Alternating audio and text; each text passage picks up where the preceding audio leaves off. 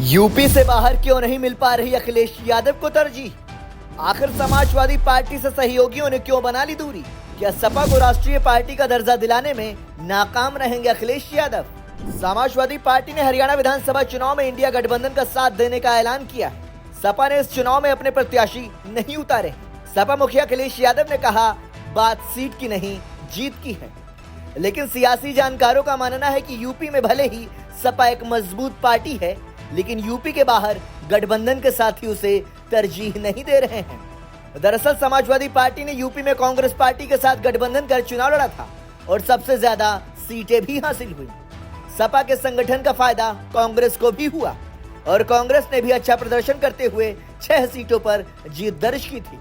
लेकिन अगर उत्तर प्रदेश से बाहर की बात की जाए तो कांग्रेस उसे सीट देने को तैयार नहीं दिखती है, फिर चाहे वो मध्य प्रदेश का विधानसभा चुनाव हो या अब हरियाणा में होने वाले विधानसभा चुनाव। मध्य प्रदेश के बाद अब हरियाणा में भी गठबंधन नहीं।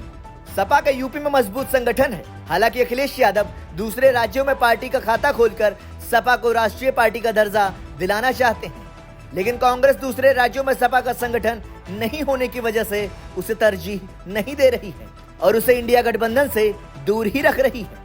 हालांकि ऐसी खबरें हैं कि सपा इसका जवाब कांग्रेस को यूपी उपचुनाव में एक भी सीट नहीं देकर दे सकती है।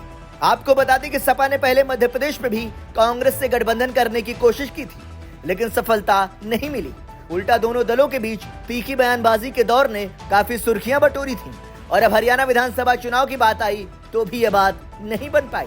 सपा ने 12 सीटों की मांग की थी, लेकिन बात 5 से 3 सीटों पर अटकी और फिर सपा को एक भी सीट नहीं मिली। कांग्रेस ने सभी सीटों पर उम्मीदवार उतारकर संदेश दिया कि सपा से सिर्फ यूपी में ही दोस्ती रहेगी। जहां सपा का संगठन नहीं, वहां उसे जगह नहीं मिलेगी। हालांकि समाजवादी पार्टी ने जम्मू कश्मीर की भी 20 सीटों पर अपने उम्मीदवार उतार दिए हैं। यहां वो कांग्रेस और बीजेपी दोनों के खिलाफ मैदान में दिखेगी। वहीं महाराष्ट्र विधानसभा चुनाव में भी सपा ने उतरने की तैयारी की है। सपा महाराष्ट्र में भी 12 सीटों पर चुनाव लड़ने की तैयारी कर रही है, जिसके बाद यहाँ भी गठबंधन को लेकर कयास लग रहे हैं। खैर हकीकत क्या होती है ये कहना अभी जल्दबाजी होगी। Bureau report, संदेशवाहक।